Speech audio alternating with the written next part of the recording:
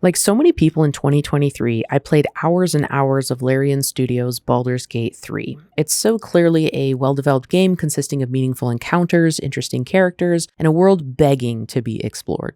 Something that immediately struck me while playing was the depth and construction of the game's world. In terms of its narrative and geography, Baldur's Gate 3 is divided into 3 main regions, with each region corresponding to an act. Act 1 features the wilderness, an area that is exactly as it sounds. You have forests, some open terrain, mountains, and even a swamp. Within the wilderness, there are a number of locations like the Blighted Village, a goblin camp, and the Ravaged Beach. Meanwhile, in Act 2, players explore the Shadow-Cursed lands where they can find an inn, a battlefield, and more. Similarly, Act 3 features a distinct region consisting of various points of interest. The 3 main regions look and feel distinct not only in their design and visual presentation, but also in the way they contribute to the game's main narrative. For example, the opening area in Act 1 doesn't feel as oppressively hostile as the Shadow-Cursed lands in Act 2. Sure, there are dangers in Act 1 and players need to be careful, but the sun is shining and you're walking through nature. You can see butterflies flit about and hear birds chirping, and things seem nice for a while until you die for the first time in combat.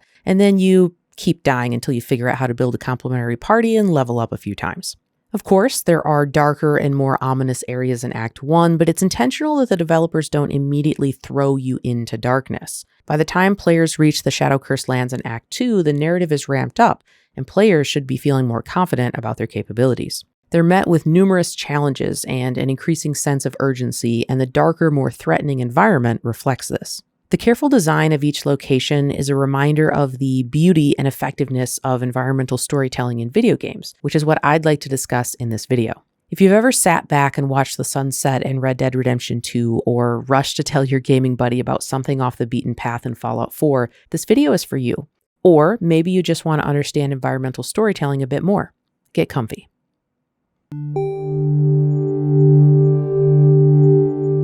What is environmental storytelling?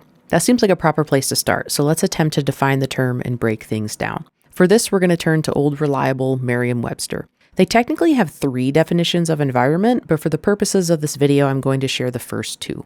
Environment is defined as, quote, the circumstances, objects, or conditions by which one is surrounded, end quote.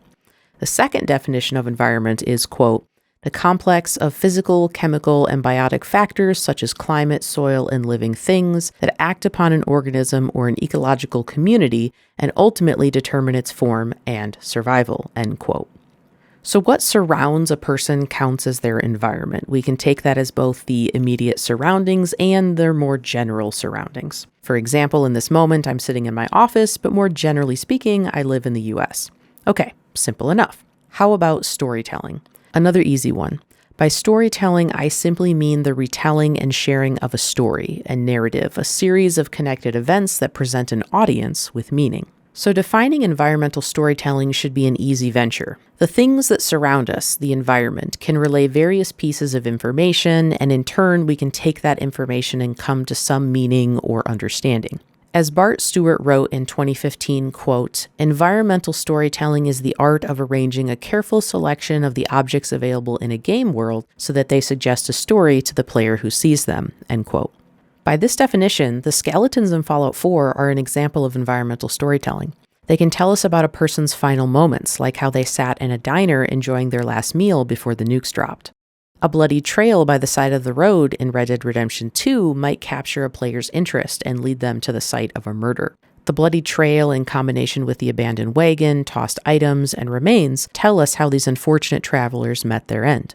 But this is where things get interesting. I'm going to ask you to do something. It's easy and will take just a second. Look around. Where are you? What surrounds you? I'm sitting in my office surrounded by video games, old consoles, and a mountain of half-full notebooks. Does my current environment tell a story?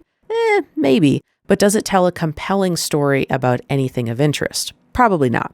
So when does an environment actually tell a story? What part does an environment play in any given story? In part, the answer is rhetoric.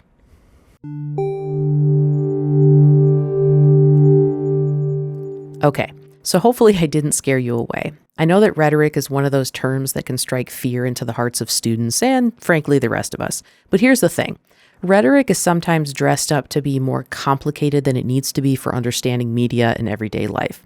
Can rhetoric be complicated? Absolutely. Trust me, I would know. I went to grad school to study the subject. But don't worry, I'll walk you through this. This old guy might be familiar to you. Aristotle is known for discussing logic, ethics, politics, and so on. He defined rhetoric as persuasion and went on to say that those who practice rhetoric strive to recognize that which is persuasive. If you understand persuasion, you can win arguments, use logic, and convince those around you. That's it. That's all you need to know. Just kidding. I want to ask you to consider something. Look at this chair. Now, look at this one. If you could only sit in one of these chairs for the rest of your life, which one would you choose? Personally, I'm going with the second one. It just looks cozier and like I could sit there for hours playing Phasmophobia without my butt going numb. Now, both chairs are simply chairs. They're different in appearance, but serve the same function, the same utility. But how about now? Does this change your perception of the chairs? We can easily imagine this as a scene in a college classroom. Students file in and take their seats. The prof walks in and takes the comfy chair. Why? Because the professor is the dispeller of knowledge for the next 50 minutes or so. The authority figure takes their position at the front of the room behind the desk. All of a sudden, we've got some social hierarchy going on here. Now, this still isn't necessarily a story per se, but we can get some meaning from this. If someone or something can relay meaning, it is rhetorical. Maybe a solitary chair doesn't have much meaning other than, hey, sit here. But the placement of the chair and who or what it is adjacent to can start to shape meaning. After all, if you're familiar with examples of hostile architecture, you know that objects can reflect the intent of their creators. Those slanted benches and the benches with a supposed armrest in the middle are a great example of this. They're not an open invitation for all, quite the opposite. They're designed to discourage homeless people from sleeping in public spaces. In preparation for this video, I looked back into some sources commenting on the relationship between rhetoric and the physical world. There was one quote in particular that I wanted to share. Quote, "In helping mold our lived experiences, the physical environments that we navigate and inhabit function as texts also worthy of in-depth rhetorical analysis." End quote. See, I'm not the only one talking about everyday objects and environments holding meaning. But seriously, this notion is something that academics have been talking about for some time, so it's not that much of a stretch to take this idea into virtual spaces with their own environments. So returning to that notion of rhetoric, if we agree with Aristotle that rhetoric is that which is persuasive, then people can be persuasive, objects can be persuasive, and media like video games can be persuasive. Now, maybe you're thinking this is a leap, but here's the thing. Our understanding of rhetoric, of meaning, and even of what constitutes as a text has changed and will continue to change over time. The study of rhetoric used to focus on the spoken word. Then the field saw a shift to the written word, and then to multimodal texts. This consideration of video games and rhetoric is not a stretch, no matter how unacademic it might seem. So yeah, I am saying that video games are texts and that they are rhetorical in nature. I've got books for that. And if you still have doubts that video games are rhetorical, I can prove it to you, as well as demonstrate that those who play video games are adept at the literacy of games. Which, by the way, none of what I'm saying here is new. People much smarter than me have been writing and talking about this for a while now. I would like to clarify something here. There is a difference between what a game's design persuades you to do and environmental storytelling. One of the persuasive forces in video games is rhetoric. Game-specific rhetoric often provides instruction and reflects the game's internal logic for how things work. For example, there's this little video game called Horizon Zero Dawn that released in 2017. I've played through it a few times, pretty good stuff. Anyway, in Zero Dawn, the world tells players which objects, ledges, and mountain faces are climbable. It does so by using rope, wood, and color to indicate climbable ledges. Once the player recognizes this pattern, they start to understand how to navigate the world. Let's say one of the first times the player follows the marked ledges, they're led up to the top of a cliff, and up there they find some valuable gear or resources. They've now learned that exploration is rewarded. With these combined experiences, the player now feels encouraged to venture out and follow the pathways the game has laid out for them. The player has learned how to navigate the game's world, and they've been persuaded that exploration has its benefits. The player knows they've been persuaded even if they don't use the terms rhetoric or rhetorical to understand this process. Now let's say our newly initiated player goes forth and tries other games. They might find that the next game they play also includes visual cues indicating climbable surfaces. The player has now learned something else about video games. The player starts to recognize this as something developers often do to indicate traversable pathways. The player has developed a literacy. Just as a language is dictated by expression, rules, units, and the combining of units to form meaning, so too do video games function from the combination of various elements, like code, gameplay, narrative, graphics, sound design, etc. These elements combine, creating a text that players can interact with, understand, and learn from. All of this is to say that video games aren't just an afterthought. They are intentionally designed and persuasive texts, and each video game has to teach players that which they're afforded. After all, video games have to teach gamers how to do practically everything. How to move, how to drive a vehicle, how to shoot, how to navigate menu systems and dump shit because you keep overburdening yourself. Video games are inherently persuasive. If we accept this, we can examine the environmental storytelling and other kinds of storytelling video games rely on. The takeaway is this: games are persuasive texts. If we recognize that a game is trying to persuade us of something, that's rhetoric. Next, we can ask, well, what is the game persuading me of? If it's teaching us about the game's mechanics, that's rhetoric and learning at play. But it may or may not relay a narrative. If the game is asking us to observe something and or to interact with something, what it's really asking is for us to connect some dots in pursuit of building up the game's world, its story, and characters. Now we have meaning and something to interpret. Now, let's take a look at some examples of environmental storytelling.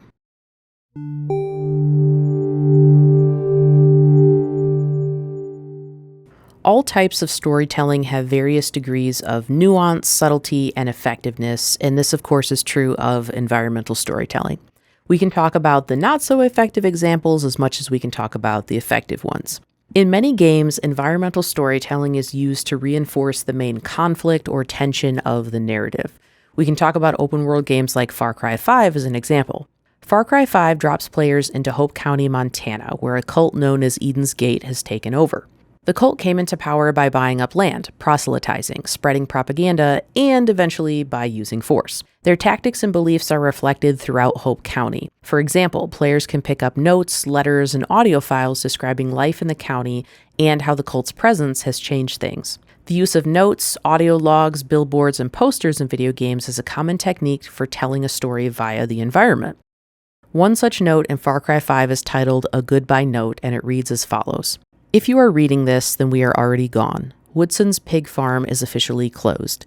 This is a decision we deeply regret, but to be frank, John Seed's encroachments onto our territory, along with his threats, have left us with no other choice.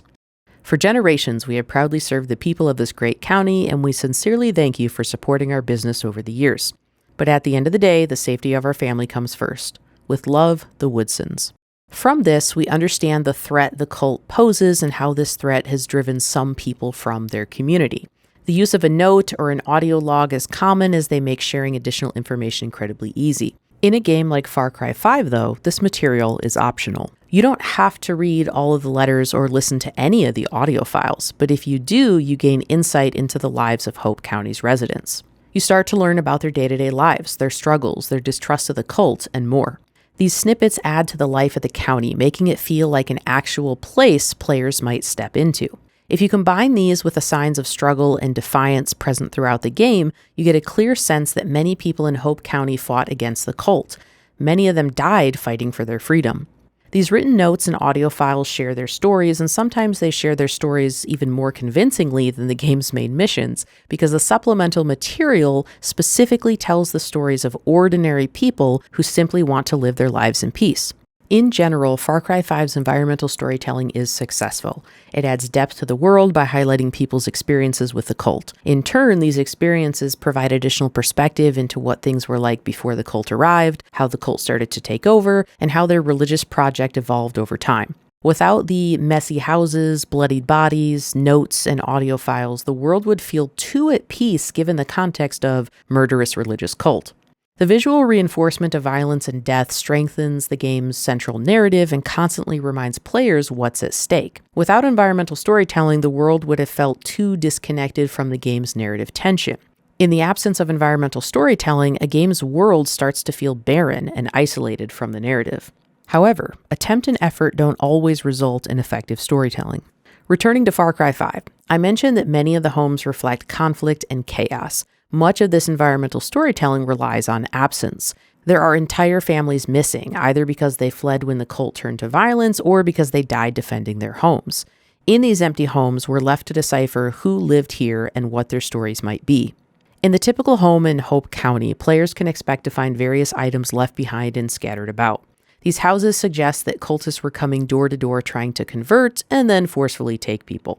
Players might also walk into homes whose environments suggest the residents left in a hurry. You might see packing boxes stacked up, emptied rooms, and family photos left hanging on the wall. Scenes like this suggest how urgent it was for these families to leave. You might even find TVs left on, or a plate of half-eaten food indicating the residents were caught by surprise before meeting an unfortunate end. All of this is good stuff, until it gets repetitive.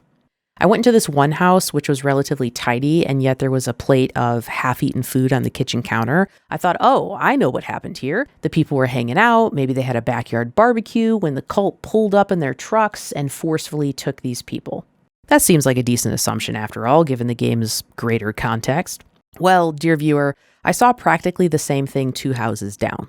This next house had not 1, but 2 plates of half-eaten food, and I saw the same thing in several other houses. Now, you might be asking, why does this matter? Well, here's the thing. Repetition can only ever be so effective.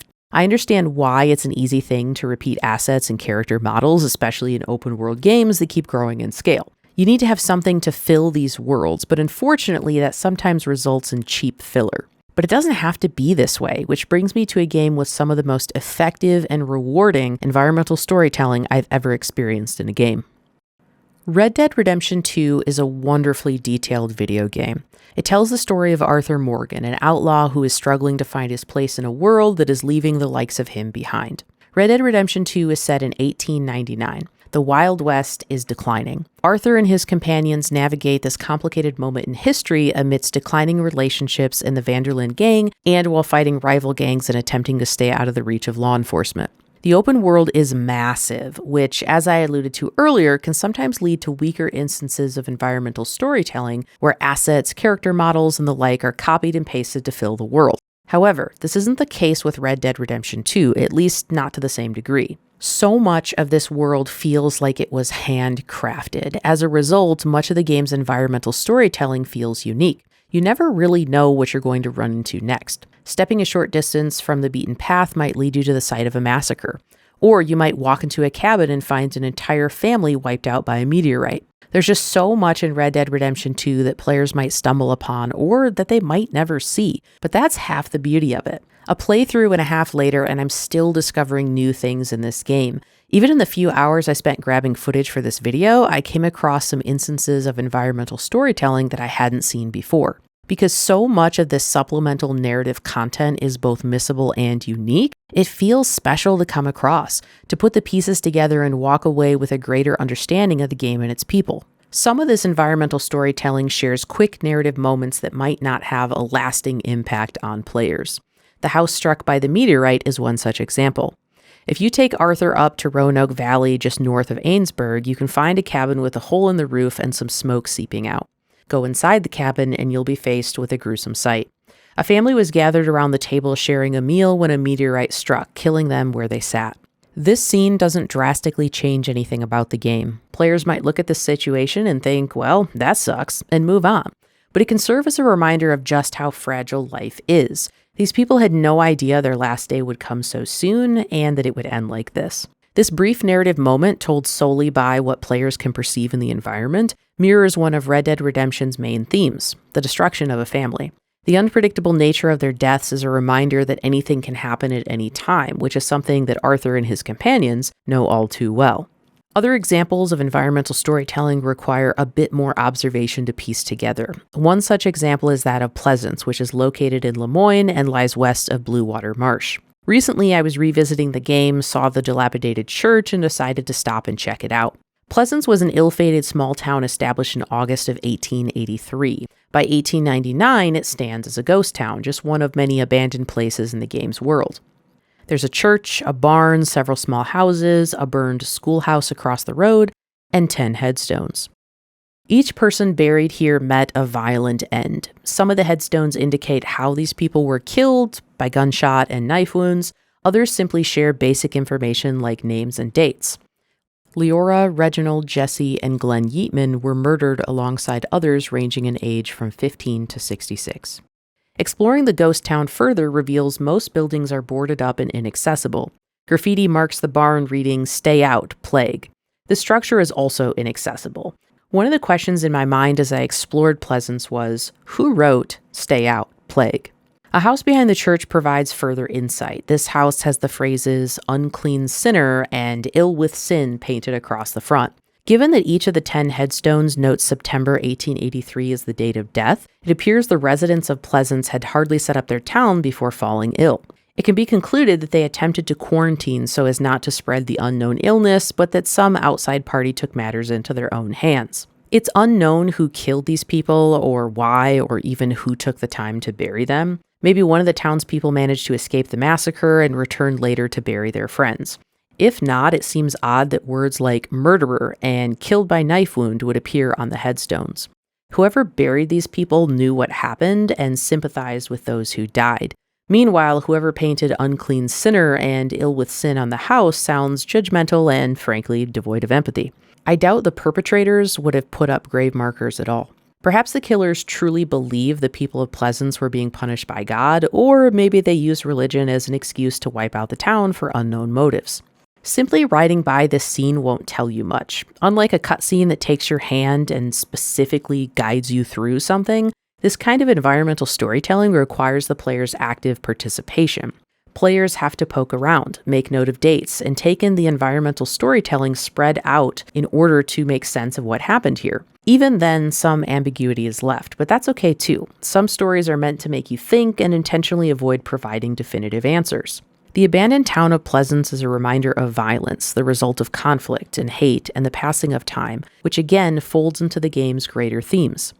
Another interesting example of environmental storytelling involves the missing Blackwater athletics team. During one hunting trip, I came across a mass grave in the tall trees west of Blackwater. It was quite the eerie sight. Flies buzzed above some bodies that were dumped in a shallow grave. In total, 10 men laid there dressed in some kind of uniform. Some were without shoes and others had hoods covering their heads. It wasn't immediately clear how the men had died. Perhaps they were strangled or even drowned. Regardless, this was an unexpected and disturbing scene. It wasn't until later on in my playthrough that I gained additional context. Players can purchase newspapers in the various towns in Red Dead. These newspapers share some of the game's lore and even provide insight into how certain events and actions are perceived by the public. In issue 69 of the Blackwater Ledger, you can find a headline that states, "Blackwater Athletics Team Missing." The team had gone out for a run and never returned, causing loved ones and law enforcement to wonder if they had been kidnapped. The investigation hits a dead end and little more is known about the team's disappearance. If I had never picked up that newspaper, I would have lingering questions about the mass grave in the woods. The article gives just enough information for players to know who these men were and where they came from. What isn't answered is who is responsible for their deaths. There are theories, of course. It is a Rockstar game after all. The most popular theory claims Edmund Lowry Jr., a serial killer players can encounter in the game, is responsible for the team's demise. While the game doesn't outright state who killed the Blackwater athletics team, it's fun to investigate and entertain the theories. Again, we have a strong example of environmental storytelling. In this instance, there's at least two major pieces, the mass grave and the newspaper article. As far as I know, you could read the article first and then find the mass grave, or you could stumble upon the grave and then read the article like I did. Either way, the pieces fit together to provide additional context for a violent world. I could go on and on about the environmental storytelling in this one game alone, and the fact of the matter is, I'm having to cut this short because there are so many games with wonderful examples of engaging environmental storytelling. Gone Home, Elden Ring, What Remains of Edith Finch, every Fallout game ever. The list goes on, and that's a really, really cool thing. It demonstrates the power of storytelling in video games and serves as narrative experiment, pushing the boundaries of what's even possible with narrative. It's here that I'd like to offer my own definition of environmental storytelling. 1. Environmental storytelling is a tool. It's a means to bolster a game's main story and world via the arrangement of items, settings, and characters in support of level design and narrative. 2.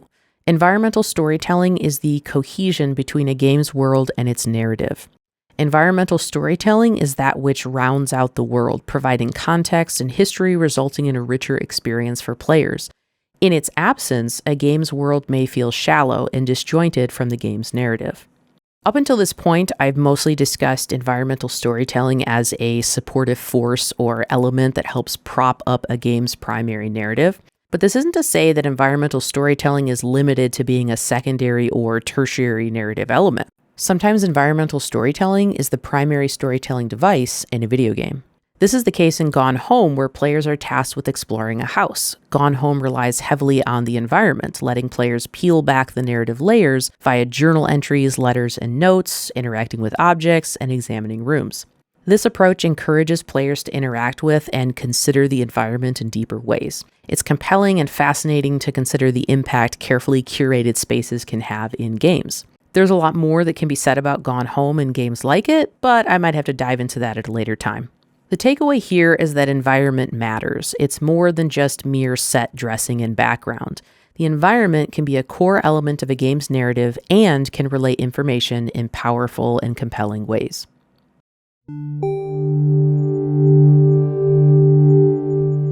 Environmental storytelling rounds out a game's world, providing context and history, resulting in a richer experience for players. This kind of storytelling, when done effectively, can be contextual and supplemental in nature, though environmental storytelling can also be the primary narrative method in a game. There really are few things worse than starting an open-world game, or any game really, and finding that the world is devoid of life, devoid of interesting side stories that could have contributed to an understanding of and appreciation for a game's world. This point reminds me of Starfield. Now please, don't get me wrong, I was very excited for Starfield's release and I put a lot of time into it. But one pretty major thing that disappointed me was that it often felt empty of the unique and random moments I love in other Bethesda titles. And yes, I do get it. Space is vast. It wouldn't be realistic for there to be something interesting and engaging around every corner. But that doesn't mean that more couldn't have been done to increase the level of environmental storytelling throughout the game. I would argue that some games with poorly designed environments suffer from isolation and disconnection. Let me explain what I mean by way of comparison. If you were to pick up a book and randomly read a page from the middle, it wouldn't make much sense, would it? You'd understand the individual words and letters and the punctuation on the page, but you'd be reading the page out of order and out of context. We don't typically look for letters and words in isolation. We expect a sense of order and organization, a beginning, middle, and an end. Not only that, but if we're reading a book, we probably expect a cast of characters, a setting, plot, and so on. These individual elements come together to form a cohesive whole. Environmental storytelling should work the same way. It's the glue that holds so many other elements together. Let's imagine we're back to playing a game like Far Cry 5. After you've watched the game's opening cutscene, you're left to clear Dutch's Island. This area serves as the game's tutorial, but it also reinforces that there's work to be done in order to defeat the cult. The game immediately presents you with some combat situations. These encounters don't only teach players how to shoot guns and toss grenades, though. These encounters reinforce the message of, hey, there's a cult, you need to get to work, deputy. It builds a sense of urgency while also demonstrating just how real the threat to Hope County is. The environment serves the narrative. If Far Cry 5 didn't immediately toss players into combat scenarios, the game would feel dull, but it would also lose its narrative momentum. A video game's environment might relay many things to players. For example, Fallout 4 isn't just a game set in a post-apocalyptic time. Its world reflects that post-apocalyptic nature in many ways, from its mutated creatures to the buildings that are falling apart. The history of the world is presented in visual form and in the items and stories players interact with. The game's environment is in cohesion with its narrative. Narrative and environment support and reflect each other effectively for the most part. Environment contains meaning. Environment contains story. The next time you play a video game, consider looking around and lingering. You never know what you might find outside the main quest.